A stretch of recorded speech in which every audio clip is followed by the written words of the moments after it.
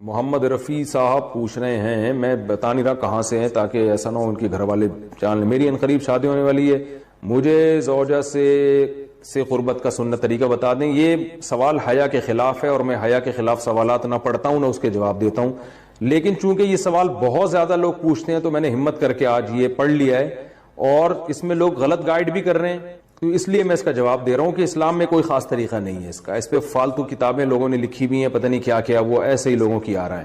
تو یہ چیز نیچرل ہے، جیسے کوئی پوچھے کھانا کھانے کا طریقہ کیا ہے، تو بھائی منہ میں نوالا ڈال کے چباؤ، نگل لو، خود بخود فطرت سکھاتی ہے انسان کو، تو ایسی زوجہ کے قریب فطرت خود سکھا دیتی ہے۔ ہاں، شریعت نے جس طریقے کو حرام قرار دیا ہے وہ سب کو معلوم ہے کہ جو ہے وہ اللہ تعالیٰ نے جو بدکار لوگ جس طرح سے کرتے ہیں، جو لڑکوں سے بدفعلی کرنے والے لوگ ہیں، وہ طریقہ حرام ہے۔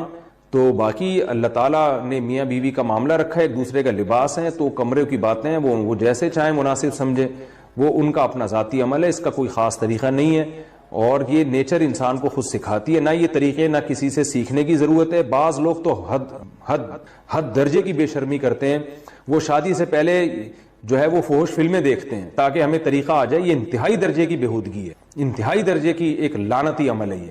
تو یہ کوئی خاص طریقہ نہیں ہے، میاں بیوی ایک دوسرے کا لباس ہیں، وہ جس طرح سے ایک دوسرے کو سیٹسفائی کر سکتے ہیں وہ کر لیں، تاکہ ان کی توجہ کسی اور طرف نہ جائے، وہ حلال کی تسکین ان کی بند کمرے کے اندر ہو جائے۔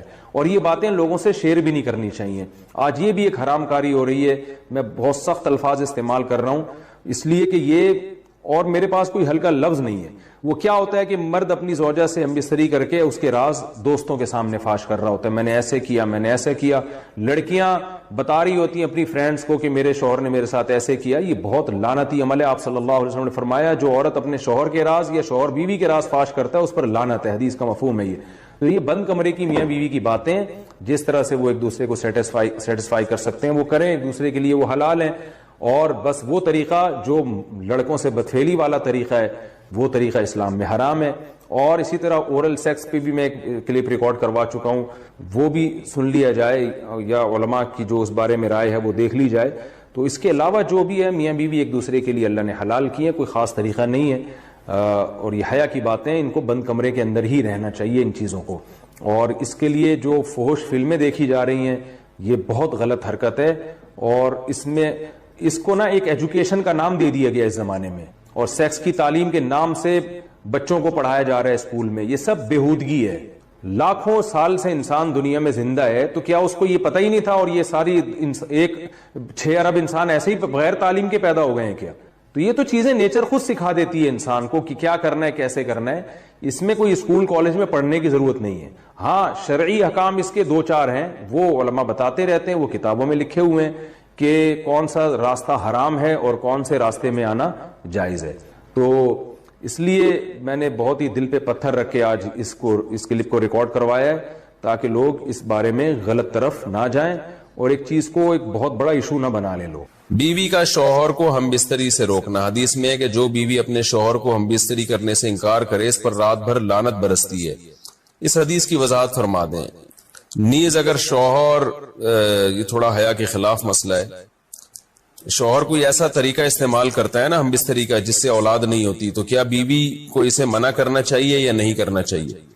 دیکھیں، حدیث میں آتا ہے کہ کوئی شوہر اپنی بیوی کو رات کو اپنے بستر کی طرف بلائے، یہ کنایہ یعنی ہم بستری کرنا چاہتا ہو، عورت منع کر دے، فرشتے اس پہ ساری رات لعنت بھیجتے ہیں۔ یہ بالکل صحیح حدیث ہے۔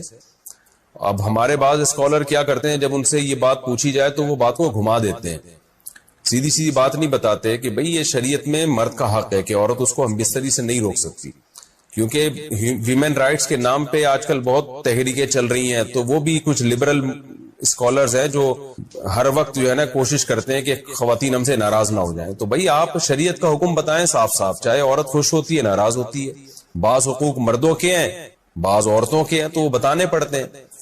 تو اسی طرح عورت کا بھی حق، مرد کا بھی حق یہ ہے کہ عورت، اگر مرد اس کو ہم بستری کے لیے بلاتا ہے تو عورت اسلام میں منع نہیں کر سکتی، اس کے لیے گناہ ہے۔ ہاں، بیمار ہو تو ایک الگ بات ہے، بخار ہے اس کو، کوئی واقعی بیماری ہو تو پھر ایک الگ بات ہے، نارملی اس کو اجازت نہیں ہے کہ وہ شوہر کو منع کر دے، بلکہ اس میں حدیث میں بہت سخت تاکید ہے۔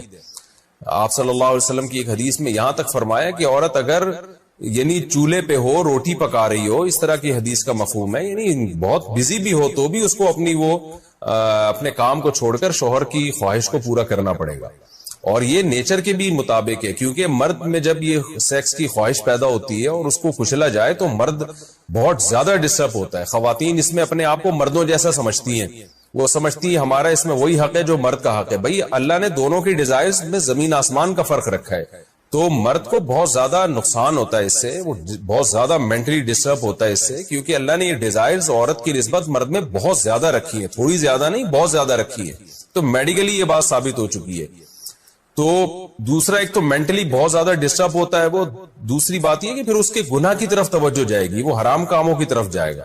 تو اس لیے عورت کو اس بارے میں مرد کا ساتھ دینا چاہیے.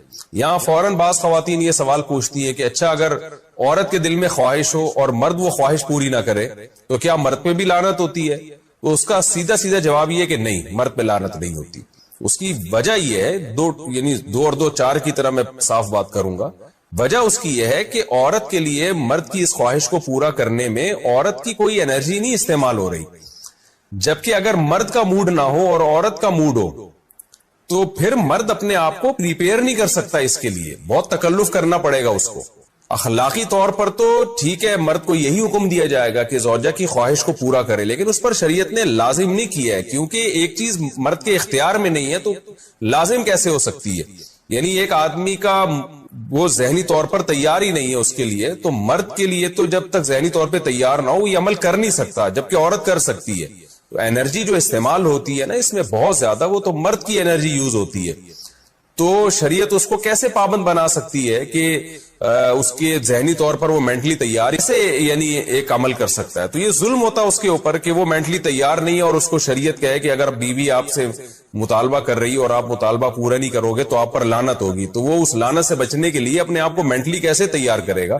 بعض دفعہ تیار کر لیتا ہے, بعض دفعہ نہیں ہو پاتا, اس کا تو دماغ سے بہت گہرا تعلق ہے. تو اس لیے مرد کے لیے تو شریعت نے حکم یہ کیا ہے کہ 4 مہینے میں کم از کم ایک دفعہ اس پر لازم ہے کہ وہ اپنی زوجہ کی خواہش کو پورا کرے. اور ویسے جب زوجہ میں خواہش ہو تو اخلاقی طور پر مرد کی ذمہ داری ہے کہ وہ اپنی زوجہ کی خواہش کو پورا کرے, لیکن شریعت نے اس پہ واجب نہیں قرار دیا کیونکہ یہ اس کے اختیار سے اوپر کی چیز ہو جائے گی. باقی عورت کے لیے اختیار ہے اس کو, ہاں بیمار ہے یا مینسز ہیں وہ تو پھر تو ایک ویسے ہی مینسز میں ہم بستری جائز نہیں ہے. باقی رہا یہ مسئلہ کہ خواتین پھر یہ کہتی ہیں کہ اسلام نے تو پھر مردوں کو بہت زیادہ حقوق دے دیے, تو ایسا نہیں ہے. اگر یہ حق اسلام نے مرد کو دیا ہے تو بہت سارے حقوق عورت کو بھی تو دیے ہیں نا, بہت سارے عورت کو بھی تو حقوق دیے ہیں کہ جو خود پہنتے ہو, جیسا معیاری لباس خود پہنتے ہو اپنی بیوی کو بھی ویسے ہی معیاری لباس پہناؤ, جیسا معیاری کھانا خود کھاتے ہو حدیث میں آتا ہے ویسا معیاری کھانا بیوی کو بھی کھلاؤ. تو یہ بھی تو عورت کو بھی تو حقوق دیے ہیں. ہماری خواتین جس ویسٹرن کلچر کو